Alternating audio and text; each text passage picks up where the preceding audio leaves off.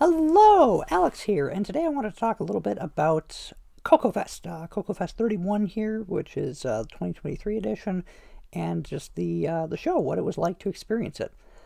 This is my first year going. Every other time I've tried to go in the past has either been stymied by COVID or my crazy work schedule, so I got this little reprieve that I could go today, earlier today, and that was fantastic. So I want to kind of take you along for the ride here, show you what I saw, explain kind of why I went, and how that kind of translates over to the Wisconsin Theater Club and how we do things.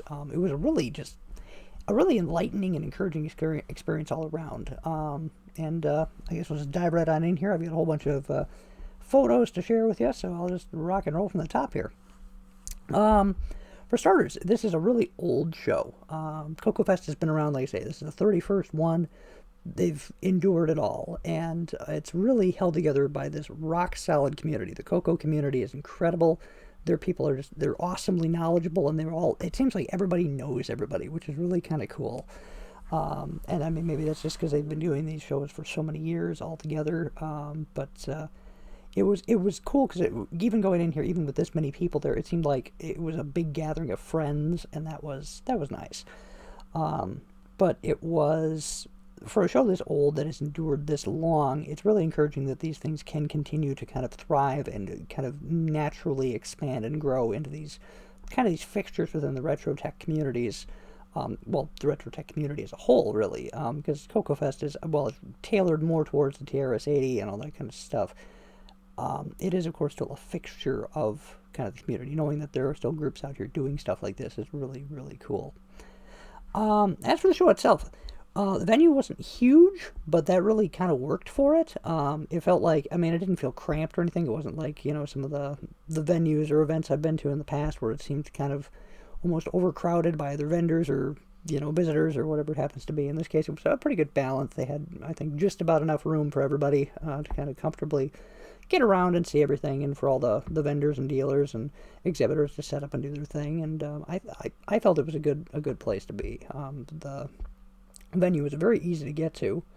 At least for me, getting around to getting to the Clarion for VCF Midwest is kind of a hassle because you got all those kind of bank turns going around and getting around and things. This is basically straight off the interstate and then straight down the road. So that worked out nice for me, at least coming from Wisconsin. But that's neither here nor there. But anyway, the venue that way was nice. Everybody kind of had their own little spaces set up, pretty much like any other show that way.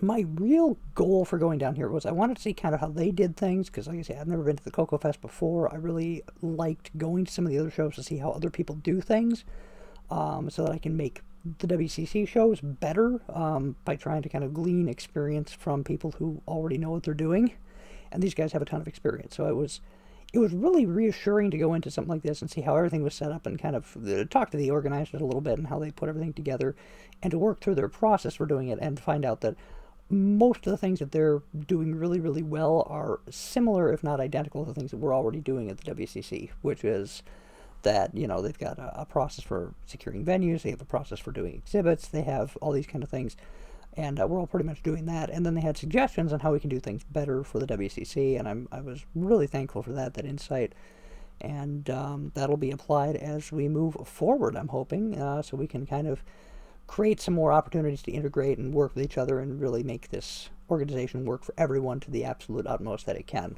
So people can get more out of it, or they can whatever we need to get out of it, people can get out of it. So anyway, on to the actual show, the contents of it. My secondary goal for going was that I was looking for some peripheral kind of things or modern upgrades for some of the CoCo equipment that we have actually in the WCC fleet.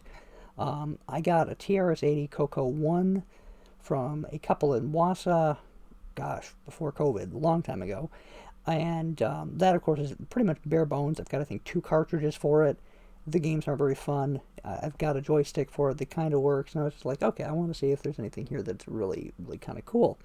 And one of the club members had pointed out that, they make an NSD adapter for it that's a cartridge based. And I was like, that's a cool idea. Let's see if we can get one of those. And I'm pleased to report that, yes, we did get a hold of one of those, and that's going to be a nice addition to the fleet there, so we can load more software than what I have available to us right now, which will be nice. And then I found some of these. I'll put the pictures up here on screen. And these are just some really cool, I don't even know exactly how to explain it. It's basically a tower kit for the TRS-80 CoCo MC10, which is like their little itty-bitty budget computer with the little chiclet keyboard. Doesn't have joystick ports on it natively. It's kind of a pain to use for much of any sort of gaming sort of stuff. Well, even though it's a capable machine, it doesn't have the resources to do it. In this case, they've got it basically on this. They've expanded it. They put another like riser in the middle of it to make room for this expansion board, which then allows you to plug in an external USB keyboard and Atari joysticks or Genesis controllers. And as soon as I heard Genesis controllers, I mean, if you know me, I'm a huge Genesis fanboy. Yeah, I was pretty much sold on this thing. It was a really good deal. The guy was incredibly helpful. He offered to install it if I'd had it with me, which I'd forgotten it, so I didn't manage to get that done, but it's a straightforward kit. We'll be able to get that done and installed, and that'll be a really cool addition there. The only thing he couldn't sell me was he didn't have any of the SD adapters for that particular model. I guess there's a different dealer who sells those, but he was completely out. And hopefully when they're back in stock, we'll be able to get a hold of one of those, so then we'll be able to have this really cool rockin' little setup here. Because it basically takes the MC10 and flips it on its side and turns it into basically a standalone computer in more of a sense that we use computers today. And at least for our applications, we're showing people kind of how these games played or how these computers were used. Probably more for the games angle of things, I guess, if I'm being honest. This is a really, really cool way to do things, and I'm excited to explore that as we move ahead and along. So, last but certainly not least, it was a lot of fun to get to talk to people, to get to experience kind of the show, to actually be a visitor at these kind of shows. Whereas usually when I'm running my own shows, or working with the WCC shows, or even when we're working as a part of a larger event, like when we run at conventions, I'm typically kind of, chained to the exhibits and whatnot, so I'm not really running around too much that way. We're here, I can kind of stroll around and talk to people at length and at leisure. It was a lot of fun, and I really enjoy doing that when I can, so being able to do that with other people is always a lot of fun. Did not catch the names of everybody, did not get to talk to quite everybody, because I kind of got there right around the lunch break, and I don't know that everybody had gotten back by the time I had to leave, but it was a great time to talk to all the people that I did. If I missed you, my apologies, but to all those out there I talked to and gave cards out to and whatnot, I'm hoping that we'll meet again at VCF Midwest for sure, and I don't know, some maybe other venues or ventures, or who knows. So anyway, my impressions of CoCoFest, incredibly positive. I highly recommend this if you have even a slightest interest in the TRS-80 CoCo. This is the event for it. If you're not necessarily a CoCo fanatic, there's still a lot of fun to be had in the retro tech sphere.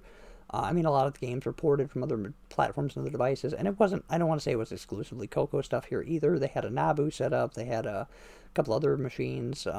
They have, of course, the Tano Dragon, which is granted, it's a CoCo clone, but it's still, they had stuff that wasn't just CoCo there, but it was predominantly CoCo, but that's kind of okay, because it's a really cool platform with a lot to see and experience and explore, and some of these machines are really, really, really heavily modified, so it's like you're not going to see these kind of machines anywhere else. So it was really a cool thing to see that way. But that's about it. I highly recommend this show. It's a great time. This one was free admission, so that was even better that way. And the Glenside Color Computer Club, GCCC, they put on a good show. So I will stop gushing about it for now. I'm looking forward to going back again next year, hopefully with a whole van load of people, and we will have ourselves a good time then. But until then, that's about it. Thank you all so very much for watching. I'll have updates and whatnot, hopefully on this channel sooner than later. Have a great day. Bye.